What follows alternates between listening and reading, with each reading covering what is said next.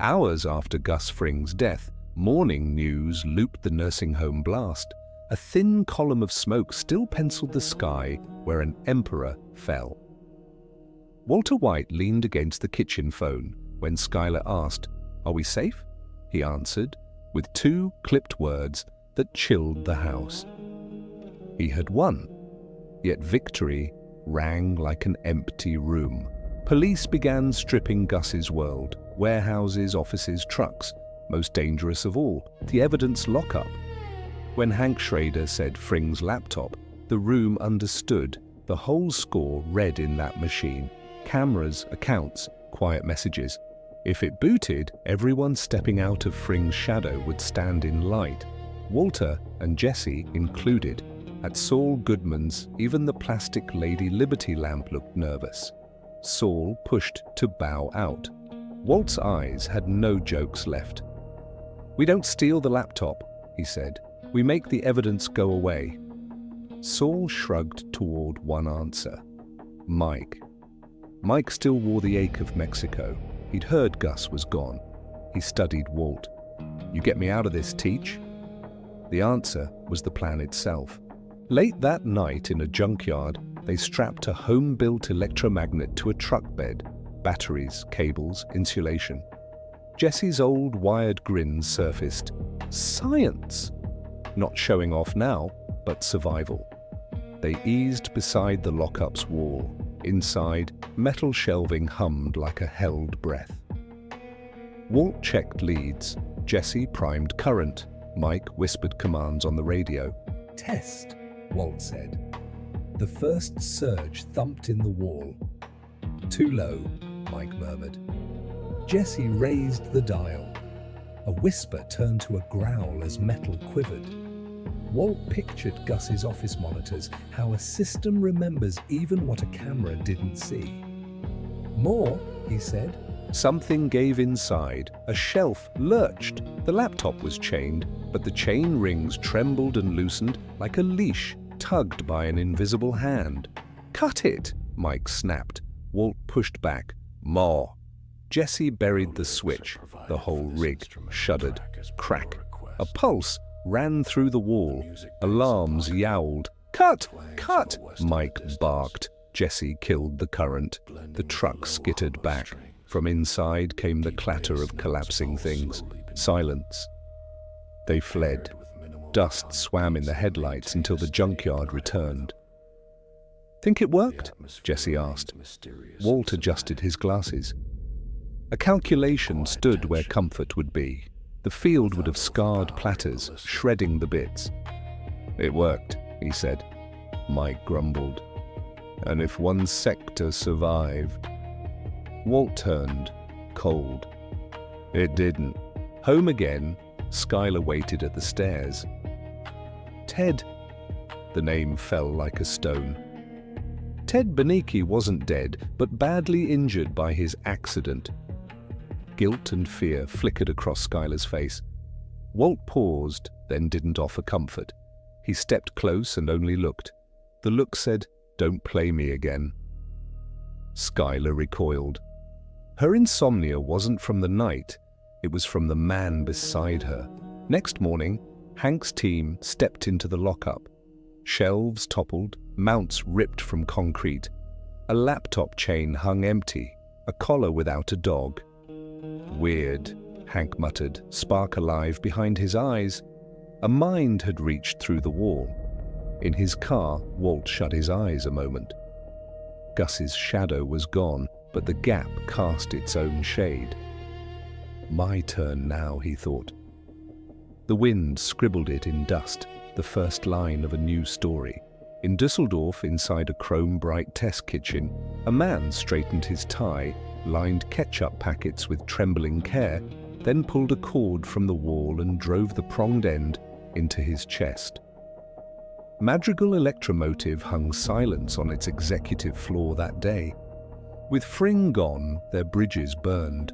In Albuquerque, Mike met Lydia Rodart Quayle under brittle afternoon light. Lydia's eyes kept checking over her shoulder. "DEA may have tagged my barrels," she said. "Without methylamine, there would be no blue. She brought solutions and paranoia in one breath. "You're not going to kill me, are you?" Mike's face twitched. "Killing people isn't my plan. Plans change when people make my job harder." The weight of it rounded Lydia further. At a cramped kitchen table, Walt, Jesse, and Mike faced off. "We're building the new order," Walt said. Mike's reply iced the room. Legacy costs, regular hush money to Fring's old crew. Walt glared at the percentages. "Why are we paying?" Mike said. "Because you either pay or someday someone knocks." Jesse sat between Walt's hunger and Mike's rules. Another knot in Jesse's pocket, the ricin cigarette. After Brock's poisoning, the missing smoke gnawed a hole in him. After Huell brushed past him, a fresh pack turned up in his jeans, supposedly always there. His hand shook. "Walt, I messed up." Walt soothed him, a hand to his back. "We all do." Jesse slept easy for the first time. The audience knows Walt planted the decoy. For methylamine, Lydia pitched a new route, a rail tanker, a midday stop in the desert, siphon out the gold while the gauge still reads, full. Mike hated it. Too loud. Walt's eyes lit. Perfect. As Jesse sketched logistics, Walt's zeal lifted him. It was the old Walter White at the blackboard, except the classroom was the desert. That night, Skylar wept into a pillow. Ted's injury, Walt's stare, the invisible pressure in their walls. Walt lingered at the door, wanting to say, "Don't be afraid," but he was learning to steer fear. Skylar feared not him, but what he could do. At the DEA, Hank wrote Madrigal at the top of a folder. Fring's steps reached to Germany. Hank's gut said the game had gone international, and the mind he hunted was the same mind that erased evidence with a magnetic whisper. In the garage, steam rose from the water heater into Walt's face. "Empire," he breathed. The word froze, thin and hard on the metal air. Rule 1 of the new order: disappear. Through Saul's pipeline, a fumigation outfit for Monos Pest became their front. Houses tented for poison by day turned into sweet, humming labs by night. Walt and Jesse masked up and built glass cathedrals in living rooms, a copper coil into the bathroom vent, a column on the kitchen counter. Outside it was pest control. Inside it was chemistry. The first cook sang. Seeing the purity number, Jesse beamed at Walt, the grown-up version of a classroom gold star. Mike sealed the sample and fed the new distribution veins. Evening brought a small office, stacks of envelopes, materials, labor, risk, and Mike's non-negotiable legacy costs. Walt's face hardened with each name that wasn't his. "Why so much to them?" he asked. Mike answered like a tired father. "Because if you don't, they come here?" At the car wash, Skylar stared at spreadsheets, phone buzzing with Marie's check-ins. Hank's curiosity leaked under their door. Skylar looked at her reflection and laughed, sadly. The gambling story had died. A business stood in its place.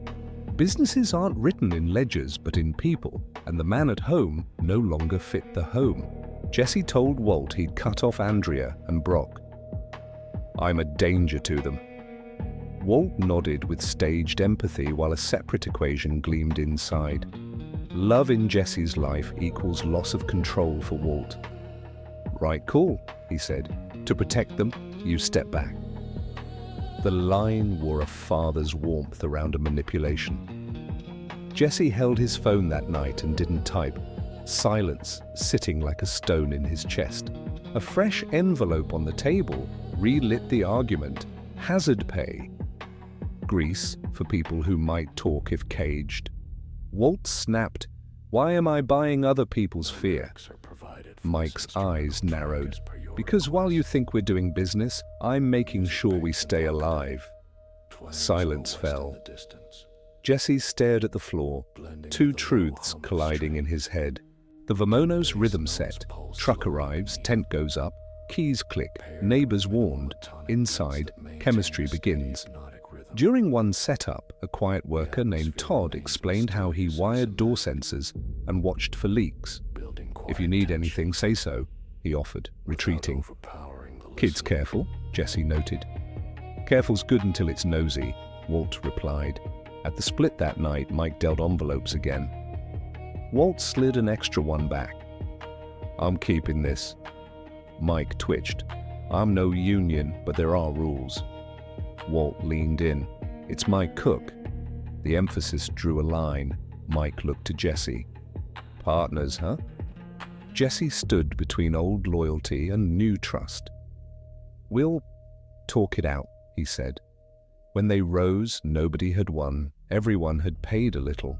Leaving a house later, sirens flared at the far end of the block. "Not us," Walt said, sure, more than being sure. A knot held in Jesse's throat. The Vamonos truck melted into dark. TV light tinted windows blue, while Albuquerque drifted back to ordinary news. Chemistry stayed unseen. At home, Walt stared into the knife's reflection. "Hazard pay," he repeated, then let a different sentence fall. "I am the danger." The words rang in the empty kitchen. From the stairs, Skylar watched and held her breath. The air in the house was as scentless as poison, as real as fire. Living rooms were labs now. Under Vamonos' pest tents, Walt and Jesse's empire grew drop by drop. Each house meant new risk. After a cook at the split, Mike shoved envelopes across the table. "Count them, but first, legacy costs." Walt's eyes narrowed. "Again?" Mike's reply was iron. "Fring's guys are still out there. If their mouths open, we close." Walt's silence swelled with fury. Jesse tried to bridge. Maybe another way? But Walt's math was already set. Mike's way meant safety. His way meant profit. Rising from the table, Mike's look was a wall of patience. That night, Skylar smoked at the window. Walt entered. She panicked. "Don't let Hank smell it." Walt crushed the butt in the ashtray, leaned in close. "You don't need to fear me." But his voice was metal, pricking her chest. Skylar knew too well what he was becoming. Next day, Lydia met Mike at a cafe. Lists in her bag, fear on her face. "DEA tagged the tanks, only way out, the rail line." Mike scoffed. "We're not kids. A train heist?" Lydia held his gaze. No other choice. Mike rose, ready to leave. But when Walt heard, his eyes gleamed. Risk smelled like victory to him. That evening, Jesse sketched like a boy at homework. Track, tanker, gauge. Walt listened, filled gaps, smiled. "Perfect." Jesse glowed. Praise from teacher again, but the teacher wasn't teaching science. He was teaching crime. Mike's final warning. "One mistake, we're finished." Walt's reply, "We don't make mistakes." At night, Walt turned to Skylar. Her eyes shone with fear. He said only, "I'm building an empire." Skylar's silence was louder than any refusal. The desert rails stretched under a killing sun. Walt, Jesse, Mike, and newcomer Todd set their stage. Plan: stop the train, drain methylamine, replace with equal water, leave the gauge unchanged. Nobody would know. Morning, Jesse sketched valves in sand. Walt leaned close. Todd asked, "What if an engineer notices?" Walt over his glasses. "He won't, because we won't let him." Mike swept horizon with binoculars. A boy pedaled in the distance, a jar in his hand, spider glittering inside. Mike frowned. "No witnesses." Jesse's heart sank. "He's just riding," he said. Mike stayed silent. The train thundered. Todd rigged the signal. Cars slowed. Walt and Jesse cracked the valve. Blue liquid rushed through hoses, each drop a promise of profit. Mike snapped. "Faster!" Sweat streaked Jesse's brow. At the last moment, Walt raised his hand. "Close it!" The tanker read full again. The train roared away. Perfect crime. They laughed, triumphant. Jesse hugged Walt. Todd smiled. "We did it." Then the boy reappeared, bike crunching sand, spider jar glinting. Jesse froze. "Witness." The desert silence shattered with one sound, a gunshot. Todd had pulled. The boy fell. Silence returned, heavier. Tears streamed Jesse's face. Walt's hardened mask did not crack. The Empire's soil had tasted its first blood. The boy's death fell like lead. Jesse couldn't sleep. The spider jar haunted him. Mike lashed Todd. "Your job was to wait, not shoot." Todd stayed calm. "No witnesses." Walt watched, then shocked them, defending Todd. He did it because it had to be done. Jesse exploded. "We don't kill kids!" Walt's eyes held stone, not care. At home, Skylar drifted farther. She hinted the children should stay at Hank's. Walt barked, "This is my kingdom." Tears filled her eyes. "I'm drowning in your kingdom." Walt said nothing. Sometimes the greatest enemy to Empire sat in its own kitchen. Mike felt DEA eyes everywhere, phones tapped, accounts traced. "I'm out," he told them. To Jesse, "Walt's going too far." Jesse's chest tightened, torn between teacher and partner. That night, Walt stood in the yard, whiskey in hand, eyes on stars. "Every empire is written in blood," he whispered. But truth inside was different. For the first time, his conscience cast a shadow over him. As the bicycle's frame sank into acid in Walt's garage barrel, more than metal dissolved. The color drained from Jesse's face. The thin wire of that desert day had cut straight through his chest. Todd folded his lab smock neatly, the obedient, observant apprentice. Mike watched with those patient, narrowing eyes.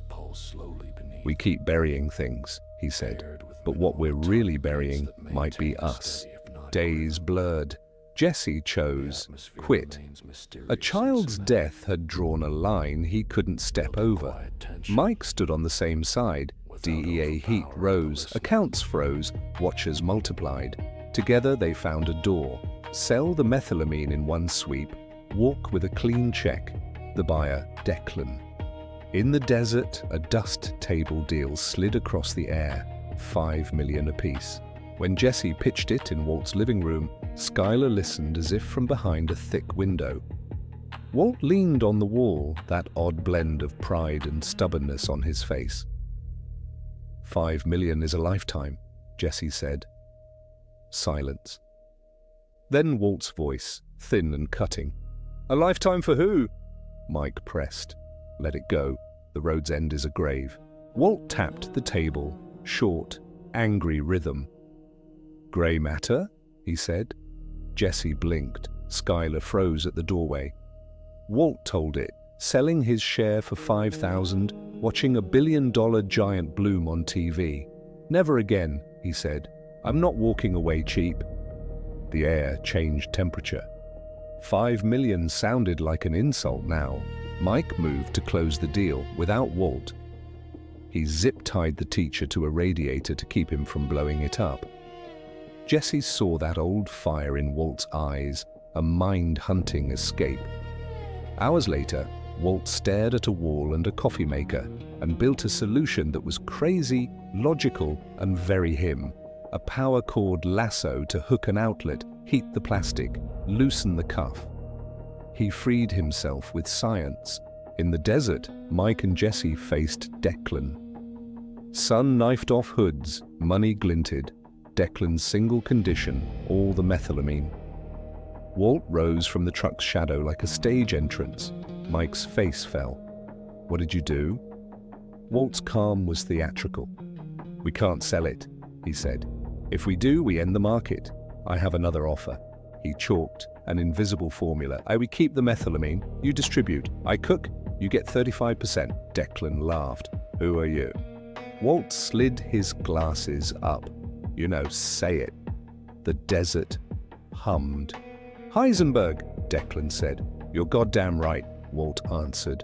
The math flipped. Money's shine matched the blue of meth. Jesse sank into the truck's shade. His exit had been outmaneuvered. Mike leaned in, hissed through teeth. When I'm done with you, I'm out. Walt smiled, not triumph, but vindication. That night at Walt's 3-seat dinner, Skylar trapped in ice, Jesse made of glass, Walt tapping his fork like a ritual. It didn't feed their stomachs, it fed pride. Jesse lay awake later, unsent texts to Andrea burning his pocket. In the garage, Walt mouthed Empire to the dark.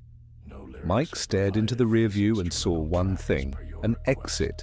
Same city, different rooms, one darkness.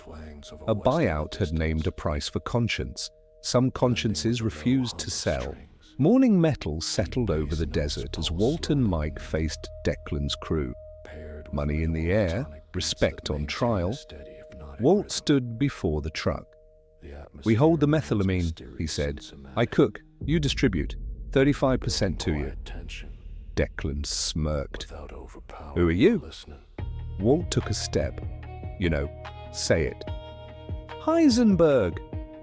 You're goddamn right. The deal clicked.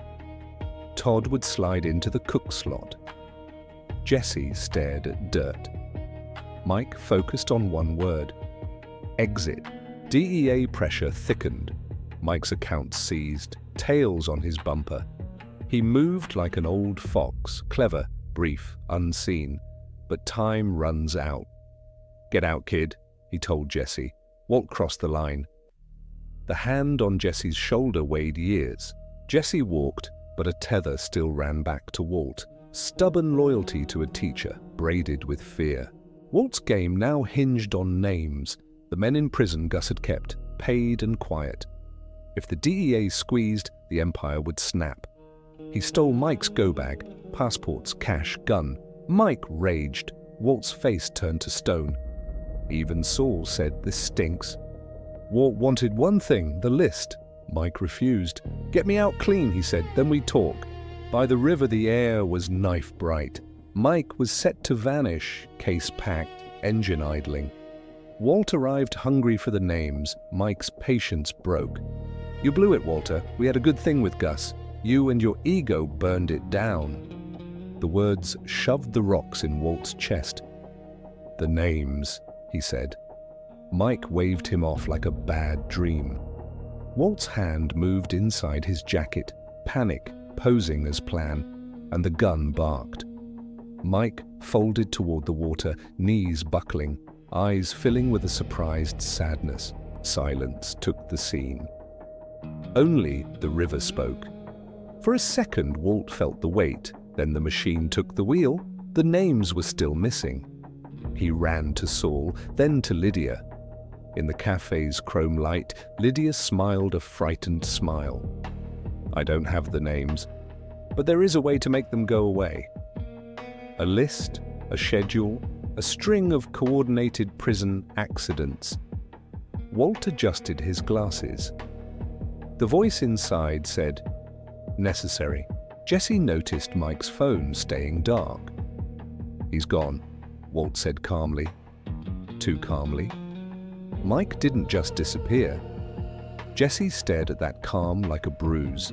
Doubt pinned him with a small needle and stayed. That night in the lab, Walt taught Todd the first lesson. He tweaked the heat. I call the temperature, he said. Yes, Mr. White, Todd answered. Not Mr. White, Walt corrected, pride low and sharp. To you it's Heisenberg. By the river the wind still drew rings across the surface, unsaid apology traveling in circles. Mike stayed silent. That silence would echo in Walt, days, months, maybe forever.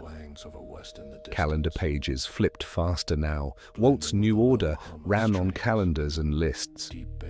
Lydia spread a map of Europe across the table, drawing a line from Germany into the Czech Republic. Open the market there, she said. Madrigal's trucks don't talk. The color? Walt asked. Lydia smiled. Blue matches blue, anywhere. But first, the names. For synchronized housekeeping in prisons, clocks, corridors, yards, showers, and libraries were marked. At a diner table, Walt counted seconds. Off-screen, the world screamed silently in 13 places at once. Mike's men fell quiet forever. News anchors mumbled about coordinated violence, while at home, Walt ran water over his hands and pulled back before it turned cold. One sentence held true. I am the danger. Under Vamonos tense, school bell rhythm. Todd careful, Walt swift. Jesse did not return, carrying Mike's absence and a thorn of doubt. What did Walt do? Sometimes he asked Saul, "Any word from Mike?" Replies were short and useless. On some nights, he walked to Andrea's door and left without knocking. Protecting someone can mean staying away, and that burns. The empire became numbers. Money wouldn't fit in safes. It moved into walls. Finally, Skylar rented a storage unit. She turned a key and with Walt stepped into fluorescent hum. Before them rose a horizon of cash. Gravity, not chemistry, spoke. I tried to count it, Skylar said evenly. You can't. I just keep it. The sight cooled something wild inside Walt. If satiety is a feeling, it visited briefly. Still, the children stayed away. By the pool, Skylar asked, "When does it end?" One evening, Walt said, "It's over." Lydia's pipeline ran. Walt washed his hands beneath the sink light and saw, suddenly, fatigue. Enough. Really? Skylar asked. He nodded. Next scene, a backyard cookout. Marie, Hank, Skylar, Walt. Sunday domesticity in borrowed clothes. On Walt's face, a rare piece, fragile and short. Then, a bathroom, a book, 2 letters. On the toilet, Hank reached for leaves of grass. An inscription winked, "To my other favorite WWGB." Gail's letters, hugging Walt's. Hank's eyes widened. Time bent. The magnet night, the lab, the blue, the old WW joke. Pieces snapped hard into place. Cold water ran his veins. His hand sweated on the doorknob. He stepped out, tried to smile. The corner of his mouth shook. Skylar spoke. Walt tended the grill. The house's sound went thin. Inside Hank's head, one sentence told, "Heisenberg is Walt." That night, Walt lay on clean sheets. He had said, "It's over." Tomorrow might require a different line. Some victories don't put you on the summit. They set you on the cliff's edge. Below, wind kept moving. Somewhere, a leaf turned. When Hank closed leaves of grass in the bathroom, the world had shifted. Gail's small inscription, the WW, clicked like the missing piece of a puzzle. The ghost he had chased for years, the shadow behind sleepless nights, it was his brother-in-law. At the grill, Walt flipped meat, Skylar laid salad, Marie chattered. But Hank's ears roared with one truth. Heisenberg equals Walter White. Driving home, his hand shook on the wheel. In his garage, he spread files, old photos, underlined notes, disappearances, Gus's fall, blue meth still flowing, all screamed together now. His eyes hardened. Yet a part of him resisted belief. This truth could tear his family to rubble. Next day, at a gas station, Hank approached Walt, voice gravel, face pale. "You," he said, "right under our noses." They stepped into the garage, door shut. Silence grew heavy. Hank's fist cracked Walt's face. "All this time, it was you!" Walt stumbled, glasses bent. Then he spoke, calm and venomous. "Hank, tread lightly. You're not strong enough." Breath thickened the room. Hank spat through teeth. "I'll put you away." Walt straightened his shirt. "I have cancer. 3 months. In that time, you won't touch me. My fall would pull you down too." The sentence struck Hank like chain links across the skull. Family, career, honor, all now inside this secret war. Skylar sensed the quake. She sent the kids to Marie's, muted her own voice, eyes circling Walt like bullets. Jessie, elsewhere, burned through unsent texts to Andrea, remembering every manipulation. Doubt was no whisper now, it screamed inside him. After the garage, Walt's life split in two. Holmes' mask of normalcy and Hank's looming shadow. In bed, Skylar stiffened at his breath. "Who do I trust now?" she whispered. Walt gave no reply. Trust had long vanished from his dictionary. Hank kept files from Marie but couldn't cage the fury. Quietly, he mapped Walt's trail, phone records, banks, Saul's footprints. Each piece lit Walt in harsher focus. But Hank had to move fast. Walt was preparing countermoves. Walt called Saul. "Find me a way out." Saul hesitated. Maybe push Jessie aside. Walt's mind clicked instantly. Jessie still tethered to him, yet haunted by Mike's vanishing and Todd's rise. Walt summoned him. "Our partnership stands," he said. Jessie looked down. Inside, a voice said, "No." One evening, Skylar sat with Marie, dropped crumbs of truth. Marie's face went pale. "Does Hank know?" Skylar couldn't answer. Tears blurred lips. The secret was no longer Walt's alone. It sat like stone on all their backs. Jesse sat in his car at midnight, staring at a bag of dope. He didn't use it. The weight wasn't chemical, it was truth. Slowly, he saw Walt wasn't a father figure. He was poison. Walt's empire now strangled itself. In DEA offices, Hank lined pieces into place. Skylar pressed to keep the kids at Marie's. At dinners, Walt wielded silence like authority, but Skylar's gaze shrank him with each bite. One night, Jesse visited Walt's house, 2 glasses on the table. Walt said, "No one can hurt us." Jesse trembled. "What did you do to Mike?" Walt paused, then smiled like a mask. He chose his own path. Jesse's heart cracked. The lie revealed the weight beneath. Meanwhile, Walt expanded, Todd in the cook, Lydia's Europe pipeline humming, money soared, peace drowned. Hank was now certain. Heisenberg's mask wore the face at his table. Slamming his desk, he vowed, "I'll end him." At dusk, Skylar sat by the pool. Walt approached. "I did all this for us."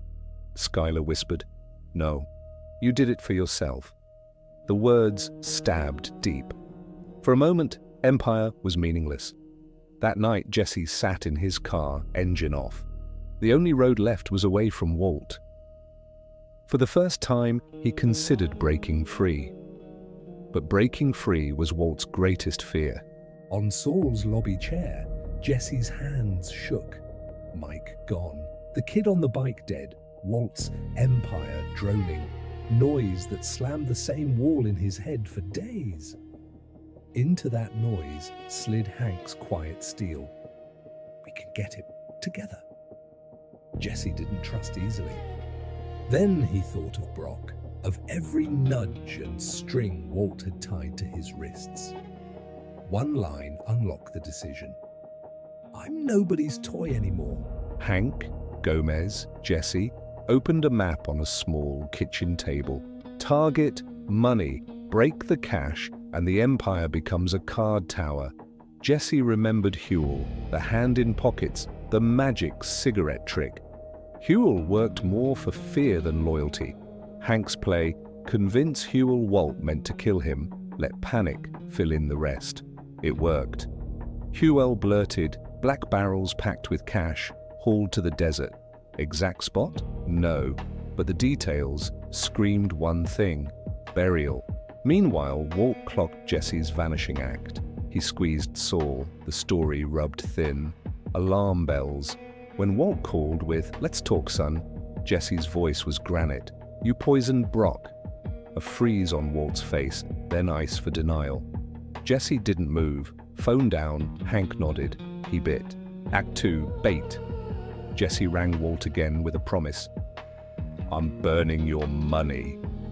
Hank and Gomez built a fake burn shop, barrels, ash, smoke in the garage. Walt saw the photo, panic wrapped his face like plastic. He jumped in the car, gunning for Tohajili. On the wheel, his palms slicked. In his mind, numbers. 34 dig 5920 N, 106 dig 3652 W, shovel marks, the stink of sand, holes he'd carved with his own hands. He slid to a stop, barrels intact. 100 pounds fell off his shoulders, then 100 more landed. No Jesse, but dust plumes on the horizon. Hank's SUV, Gomez behind, Jesse too. Walt ducked and called Jack, Todd's uncle, whispering coordinates. "Now! Right now!" Before he could swallow the evidence, Hank's pistol kissed his chest. "Drop the phone, Walter." Cuffs, rights red, Jesse's eyes holding both victory and sorrow. Walt spat, cowered at him. Jesse didn't flinch. He just glanced past Walt's car and whispered, "They're coming." Hank didn't pass it, but Walt did. He looked up. Dust swelled. Jack's trucks, swastika ink and assault rifles tearing the desert. "Guns down, Federal." Hank began. The sentence never finished. The first burst shredded the quiet. Gomez broke for cover. Hank shoved Walt against the car. Jesse hit the dirt. Walt shut his eyes for a heartbeat. This was the bill. Bullets rang on metal, glass webbed with cracks. Walt's pleas to Jack drowned under engines. The firefight stretched like a breath and an era at once. Tohajili became a kiln, sand and fire under a sky too blue to care. The cut to black left gunpowder and a single question: who would still be standing? When the shooting stopped, the desert was courtroom silent. Gomez lay still in the sand. Hank, shirt dark with blood, pushed up on an elbow. Walt crawled on his knees, begging Jack, "Don't, he's family." Jack looked like a calculator. "How much?" Walt raised a trembling hand toward the money. "All of it. Everything." A last boundary inside him collapsed with the word. Hank, with a small, proud sadness, met Walt's eyes. His last words were simple. "You're the smartest guy I ever met, and you're too stupid to see. He made up his mind 10 minutes ago." Jack fired. The world cracked. Jack ordered Walt to show the cash. Barrels rose from sand. Walt stood over a living grave. "Leave him one barrel," Jack said, as if generosity were a joke. Then they found Jesse under the car, powdered with dust and fear. Jesse searched Walt's face for a teacher. He found stone. Jack left Todd a keepsake. "Take Jesse alive." Walt stepped close and whispered, "I watched Jane die." The sentence blew the last light out of Jesse's chest. Walt wedged a barrel into a car and rolled out of the desert. In the mirrors, on the seat, inside his ribs, Hank sat everywhere. At home, blood-red sunset through the windows, Skylar met him. "We're leaving," Walt said. "Now." Skylar backed away, a kitchen knife bright in her hand. When Walt moved, the knife traced his shoulder. The living room became a wrestling mat. Walter Jr. broke between them. The knife clattered. A family dangled over a cliff. Walt grabbed baby Holly and tore out the door. On the road, Holly sobbed, "Mama." The sound shifted a stone in Walt's chest. Behind a gas station, he stopped, stroked her hair, dialed Skylar. Cops listened. Walt knew. His voice dropped to ice. A performance. "I did this. You did nothing." Tears lined Skylar's face. She understood. He was clearing her. When the call ended, something else ended too. Walt carried Holly to a fire station. Sirens rose, the lullaby of a bitter fairy tale. Night fell, and the van for disappearing arrived. Saul stood in the doorway of oblivion. "This is it." Walt climbed in with a barrel of cash and Cancer's cold hand, headed for nowhere. Behind him, a burning home, a grave in the desert, and a former student in chains. Ozymandias's face melted in sand, leaving one truth: power belongs to no one. In northern woods, a stove-warmed shack and a long winter waited for Walt. The disappearer left a new name, new pills, a new mailbox. Oxygen whispered through plastic as calendar pages thickened. Cancer had returned, planting roots in every old place. Walt stared out at pines, missing Albuquerque's dry sun, even as he knew he couldn't go home yet. Down south, Todd and Uncle Jack kept Jesse in a cage. Not whips, but chemistry. "You'll cook," Todd said, almost gentle. The numbers slipped, purity fell. Jesse stayed silent. Then Todd knocked on Andrea's door. "A message from Jesse," he lied. On the porch, Jesse screamed from the fence. The gunshot carved him open from within. Andrea fell on the steps. Todd looked at Jesse. "Understand this. Don't run." Color left Jesse's eyes. Only survival remained. In New Hampshire, Walt tried on a hat in the mirror. The Heisenberg brim looked like cardboard now. On TV, Grey Matter's founders sat under studio lights, Gretchen and Elliot. Walter White's contributions were almost nil, they said. Ice poured into Walt's veins. All this ruin, hadn't it begun so he wouldn't be a nobody? He packed bills from the barrel, labeled a box for Flynn. At the post, the clerk asked, "From who?" "Mr. Lambert," Walt said. His own name no longer fit his mouth. One day, he dragged the oxygen tank into town. At a bar, a phone's screen mirrored the TV. Schwartz couple again, calling Walt a footnote. He watched his glass. A spark caught. He dialed his son. Flynn's voice, hard as flint. "Die!" The word didn't bend Walt, it braced him. "Before I die, there's work to finish," he thought. In Albuquerque, Lydia and Todd conducted business. Blues spread across Czech routes. No one said Walt's name, but his equations worked in the shadows. Lydia set a stevia packet down with ritual care. Todd straightened his tie. They talked yield, purity, distribution, while the air hummed like pre-storm wires. Walt left the shack, footprints stitching the snow. In the car sat a box, his last invention, last trick. Back in Albuquerque, he pictured two silhouettes crossing lit windows, Gretchen and Elliot. He would enlarge their shadow into a trust for his family. But the real reckoning lay with Lydia and Jack. He would break Jesse's chain, late, maybe, but break it. Granite solitude taught him two lessons. Time is everyone's enemy, yet planning was still his gift. So he stood. The support wasn't a cane, it was his mind. He drew a rail-straight line, no return, only closure. Night in Albuquerque carried no snow, but Walt's coat still bore New Hampshire's chill. He parked outside Gretchen and Elliot's mansion. When the door opened, the light stretched his shadow across the floor. In his hands, a box. On his face, calm carved with fatal resolve. The couple froze. Their old friend stood as a ghost. Inside, Walt spoke of years, watching his name erased, his role dismissed. Gretchen and Elliot stammered, "We owe you nothing." Walt nodded, a bitter smile cutting his lips. "Not debt, legacy.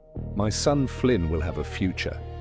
He opened his bag. Stacks of cash spilled onto the table. Their eyes widened. Walt never raised a gun. Instead, red laser dots danced across the walls. Gretchen screamed. Walt's voice was steady. "They're my associates." In truth, just two street punks with pointers. But for Gretchen and Elliot, it was the shadow of death. He gave orders. "This money funds Flynn. On record, a donation. If you spend 1 cent otherwise..." He left the sentence open. The lasers swept the room. Walt rose and walked to the door. Fear clung to the couple like smoke. In a motel later, alone, Walt unpacked the pieces of his last plan. an automatic machine gun, a trigger rig, notes sketched in his old teacher's hand, science, invention, crime, all braided together. He stared out at city lights, whispering, "Tomorrow is closure." Next day, Walt entered the cafe in a grey coat. Lydia sat in her usual window corner, gloves still on, Todd beside her with his neat tie and false politeness. Walt approached. Lydia stiffened. "You shouldn't be here," she hissed. Walt smiled. One last time, they talked of product lines, distribution kinks, surface business. Beneath it lay the real script. Coffee arrived. Lydia reached into her bag for her ritual, her stevia packet.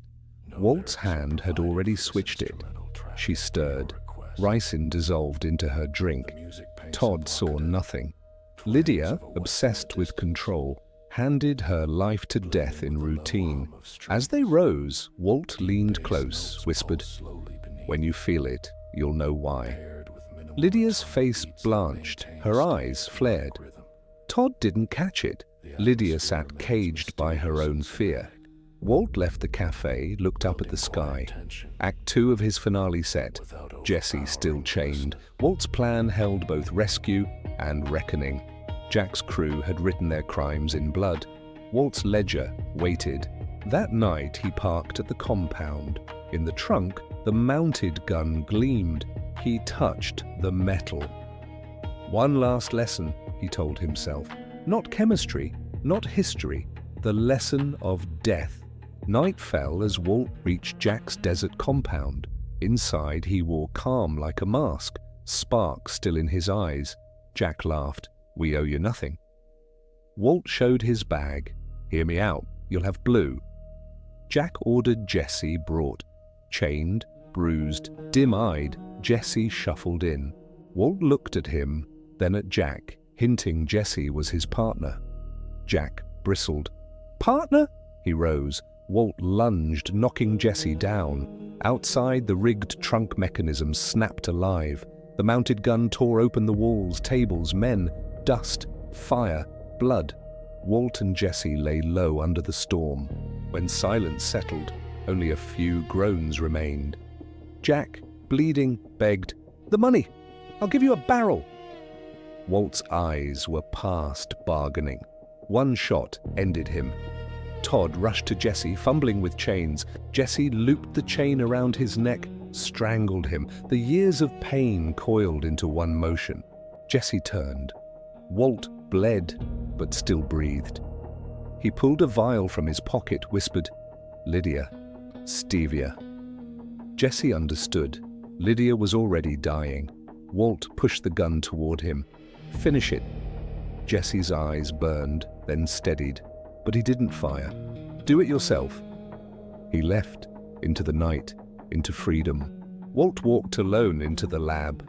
He touched gleaming steel like an old friend's shoulder.